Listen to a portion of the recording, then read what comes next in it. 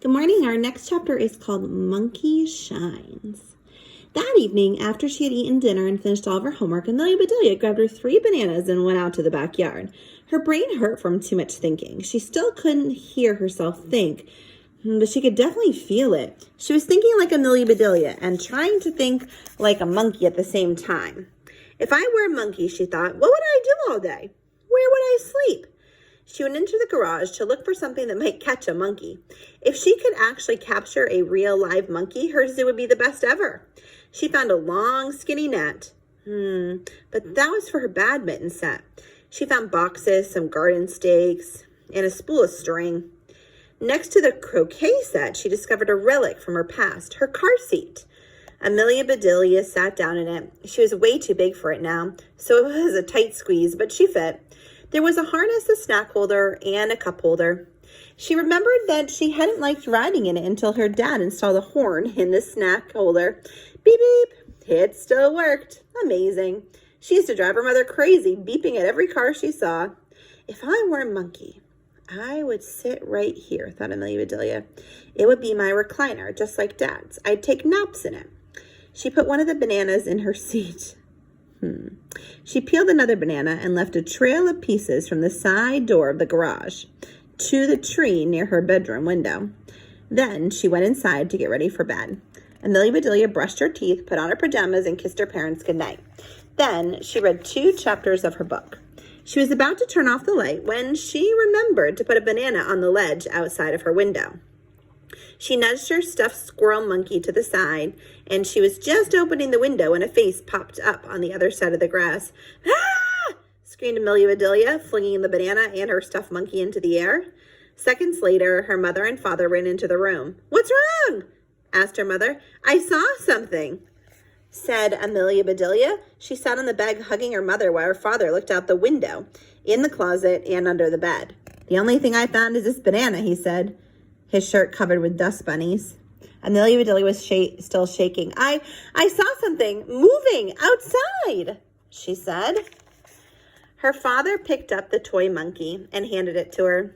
Bitty baby baboon, he said, you've been eating too many bananas. Did you mistake this for a real monkey?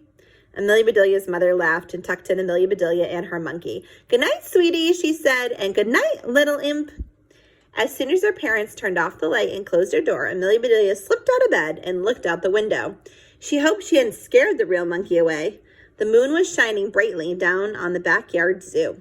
She looked to the right and then to the left. Right there, a real monkey was scampering on top of the garage and eating a banana. She almost yelled, yippee! But her parents would have come running again, and she wasn't ready to explain her plan to them. She hoped the monkey would discover her old car seat. She hoped it would be cozy in his recliner all night, dreaming of the tropical forest. The next chapter is called Monkey Saw, Monkey Did. The next day was unusual. There were no catastrophes. In school, Amelia Bedelia focused on learning all about monkeys. Mrs. Shock was happy to see her paying attention again. Amelia Bedelia's friend Pat was really handy at building things. Pat's dad also had tons of tools. So during recess, she asked Pat if he could borrow some tools and rig up something special for her. That afternoon, while everyone else was working on the exhibits, Amelia Bedelia took Pat to the garage to show him what she wanted. But she did not tell him exactly why she wanted it. Amelia Bedelia had researched how to train a monkey. She had learned that monkeys are very clever and could be taught to do amazing things. Monkeys had even flown into space, and they could assist people who needed help with everyday things. For example, if you drop your keys, you could teach your monkey to pick them up. The best way to train a monkey was to show it how to do something and let it copy you. Monkey see, monkey do. Of course, using a treat as a reward helped. Amelia Bedelia felt the same way. She would do almost anything for a double fudge brownie. So floaty tube, badminton racket, croquet, stake. There is a big ladder, duct tape, seatbelt device, or contraption, how she wants to trap the monkey.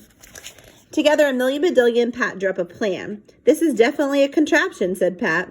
Amelia Bedelia liked that word. She wrote it on a big piece of poster board while Pat worked. She opened up cans of her dad's old paint and made some signs for her zoo. Enter, exit, don't feed the snake. Her favorite was Mrs. Shuck says, be an animal. When she had painted all the signs she could think of, and Pat was still working on the contraption, she decided to tour the backyard to check on everyone's progress. Dawn was putting the final touches of a giant pair of ears. Here, try them, she said. Amelia Bedelia put them on while Dawn walked to the edge of the yard and whispered a question to test them. Wow, said Amelia Bedelia. Yes, I can hear just like a jackrabbit. Then she tried on a pair of fuzzy slippers next to the robot display. They let her walk as quietly as a mouse. A pair of binoculars would let visitors see like a hawk or a shock. Chip and Heather were finishing up the hibernation tunnel. At the entrance, they had taped a sign that said November, and at the exit, there was a sign that said April. When the flaps at both ends of the tunnel were shut, it was pitch dark inside. There were pillows and blankets and a window inside the tunnel. But when the curtains were pushed aside, the hibernator just saw snow flurries. Amelia Bedelia made a list of hibernating animals in her notebook. They were so amazing. She had most of these animals, except maybe a hedgehog, in the stuffed animal basket in her room. Joy probably had a stuffed hedgehog, she thought. She could tuck all the animals under the blankets in the tunnel. Soon it was almost time for supper. Amelia Bedelia's friends left one by one. Just before he went home, Pat installed the dangling banana. Amelia Bedelia sat down in the car seat and pulled the banana to her. She did it a couple of times, hoping she was teaching someone. Unknown to her, monkey eyes were watching.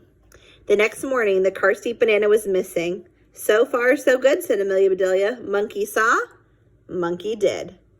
Except for it didn't catch her yet. All right, have a wonderful day. We'll read our next chapter tomorrow.